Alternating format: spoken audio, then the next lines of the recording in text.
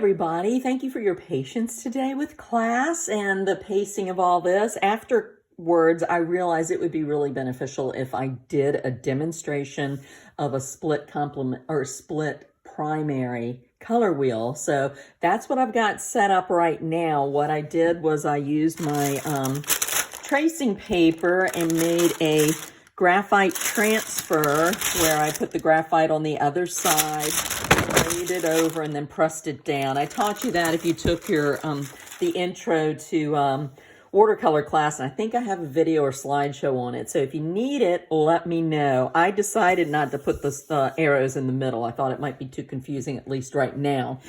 So I got the graphite down, labeled this, and then it helps me if I work by laying the tubes out where they need to belong. And I'm doing wet mixing where I'm going to use straight out of the tube. Again, it will help with intensity, but I also think it helps a little bit with the demonstration. So you'll kind of see this color wheel being replicated a little bit over here. So anyway, let's go ahead and just get started. All right, so first thing is I'm going to just start with, I've got my Cad Yellow light hue. I decided to use that as my warm. Remember, it's all relative. When I used the Hansa mix, that was warmer and I made that my cool. But for demonstration purposes and to go with what I've already painted, the lemon yellow is a little bit more pale than the Cad Yellow light. So that switched over to my warm. Remember, these temperature values are contextual a lot of times depending on what's around them, okay? All right, so let me start with the Cad Yellow light, and I'm just gonna make a little dot here. All right, and then I'll probably just keep it back here as a reminder which spot I'm filling in. If you're afraid that you're gonna forget, you can also go around and label, you know, like I'm doing right now on the outside, so that way it won't smear. And you could even do that, but I like laying down the tubes as well. So I've got my water, testing it. Ooh, this was a little yellow. Must have been from a previous use. Still a little yellow. It might be the wrong temp, so I'm gonna go ahead and fix that. I think I'm gonna move my water over a little closer. And now it is coming out clear, so I go ahead and dip in. And I'll have a nice, need a little bit of water as a vehicle. And I'll have this nice setup right here. Okay. Then I'm gonna clean my brush and I'm gonna jump down here to my next little guy, and I mixed them up. My Cad Yellow light and my Alizarin Crimson are down here. And the Cad is the warm color, like that Cad Yellow light is the warm color. So I'm going to come over here and replicate its position. Okay. Make a little dot just oozing out. And I think one of you mentioned that Daniel Smith doesn't make a Cad red light, but I'm using Holbein here, which is also a good line. And one of the other students mentioned that Daniel Smith makes a scarlet red light that was pretty close to this.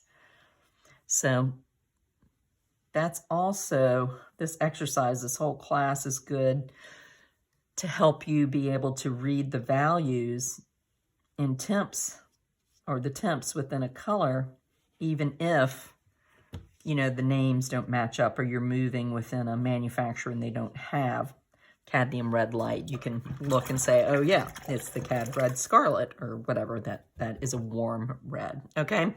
So we've got these two mixed, and now we're gonna do the mixture in here. And this is where I've got enough of the color that I can go ahead and just pull up. So remember, you always want to, when your color mix, go with the lighter color, which in this case is the yellow. And I'm gonna put 2 parts yellow right there and then 1 part red.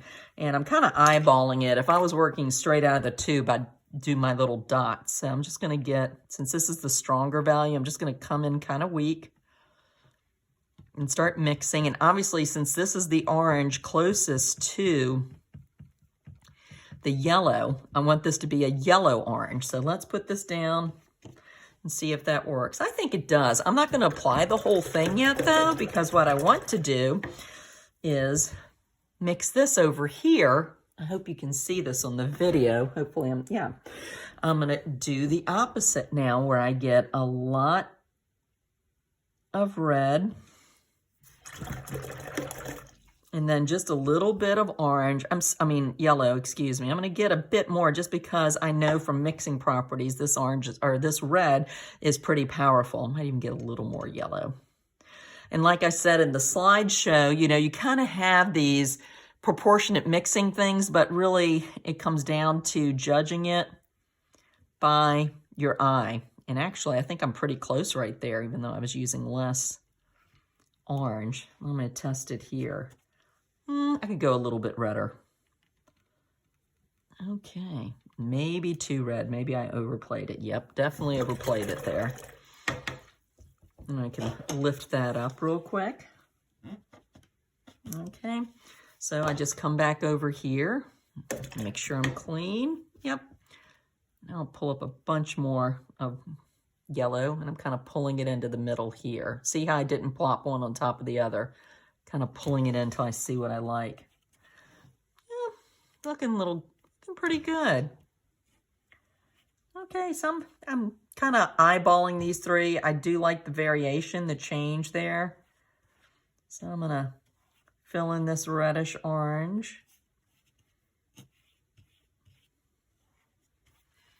Okay, clean this up. And I'm going back to that first pile I mixed. Kind of that.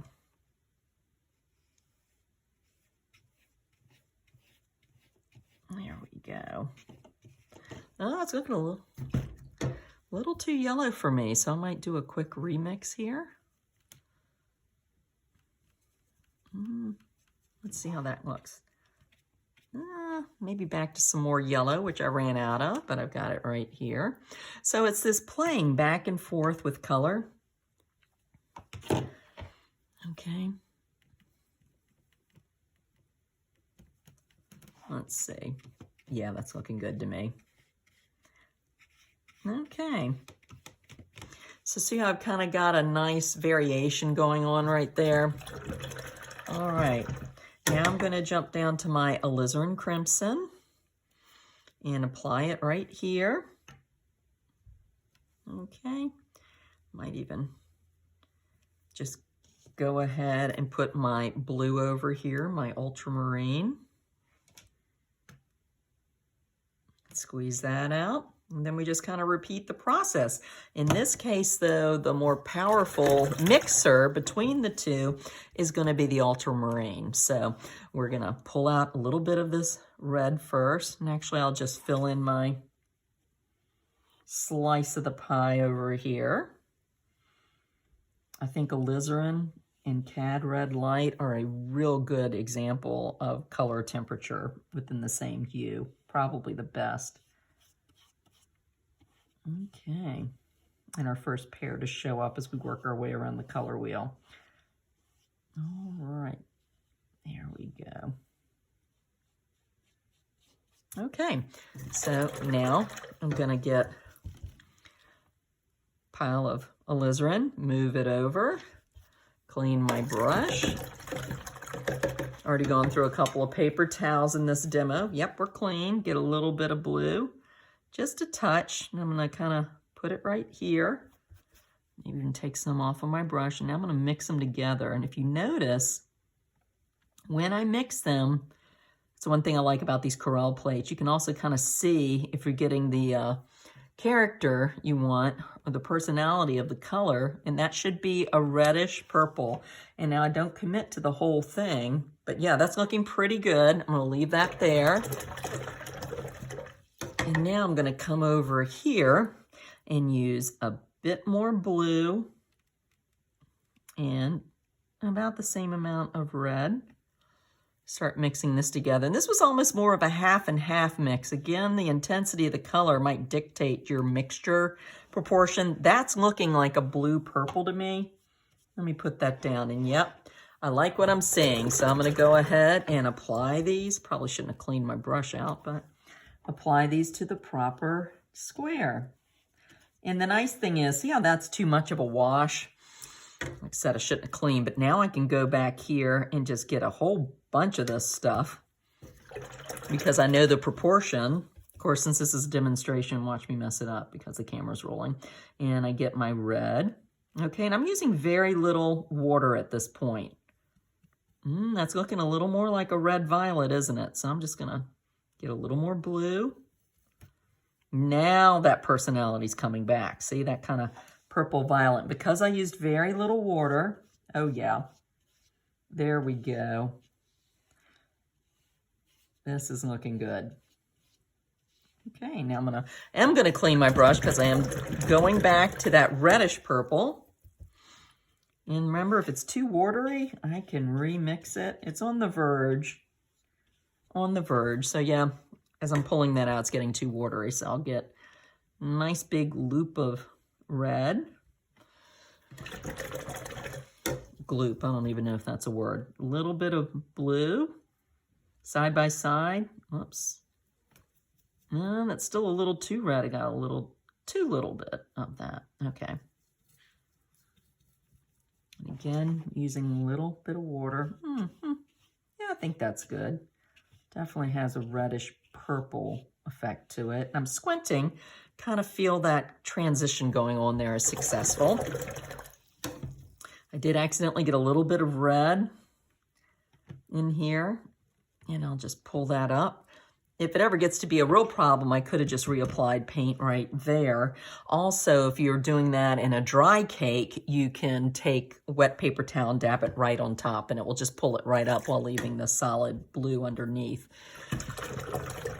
Okay. Clean brush. I'm just using ultramarine.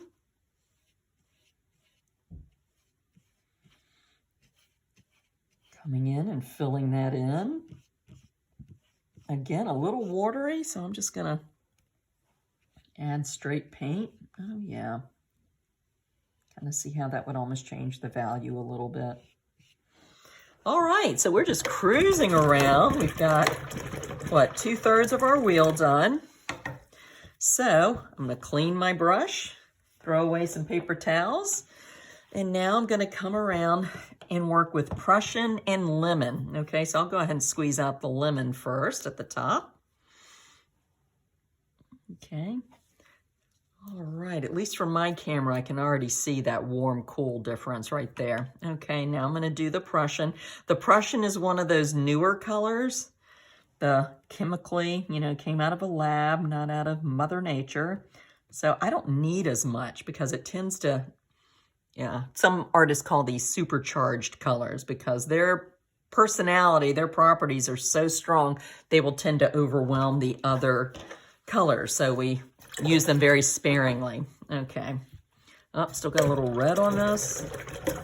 Don't want to mute those colors. Okay. One more. Yep, I think I'm good. So I'll go ahead and just start with my lemon and fill in this square.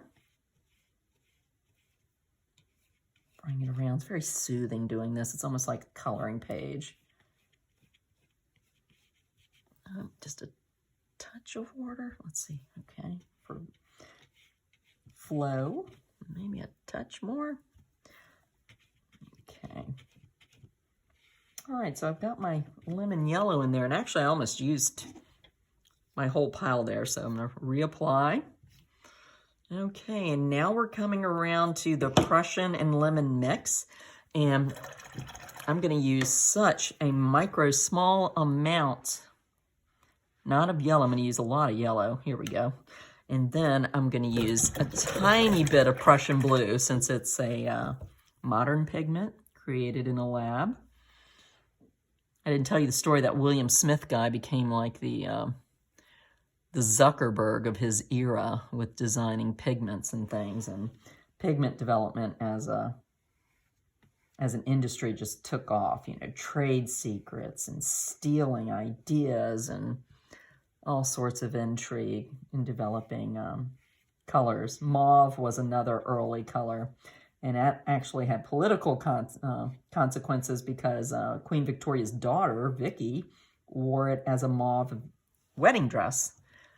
White was not necessarily the color of weddings back then, at least for, English. And so anyway, that set off a mauve craze, mauve or mauve, however you say it. Okay, so I've got a nice spring green there. It's definitely leaning more toward that cool, that cool lemon. But now we're going to do another green. And we're still going to do a minority of mixing with the Prussian, but we're going to bump it up a bit. Okay, and see how that works. Oh, wow, look at that spread out. Isn't that amazing? And this is just a beautiful blue-green. It's almost like a turquoise in and of its own right. And look at that. And as I squint and look, I could see that maybe I could have used a touch more Prussian in that spring green mix. And I can go back and correct that as I want, because you can always go a little darker in a color if I wanted to. I'm not sure I want to. And then the last thing I do is I clean my brush, and I'm just going to go straight Prussian. Whoops, a little bit of the pigment fell off. Oh well, not the end of the world. I'll just extend my little box there. Okay. So this is basically a split primary wheel, color wheel. And I just love the way this gives such a variety of colors. And, you know, it is just like a 12-step wheel, but we were also taking temperature into the equation. So, you know, we go from here to here for the split between yellow and blue, and then here to here, the split between cool red and warm red. And those are your primaries. So that is it on mixing a split primary color wheel. Hope this was helpful, and I'm looking forward to seeing your work again. Thanks.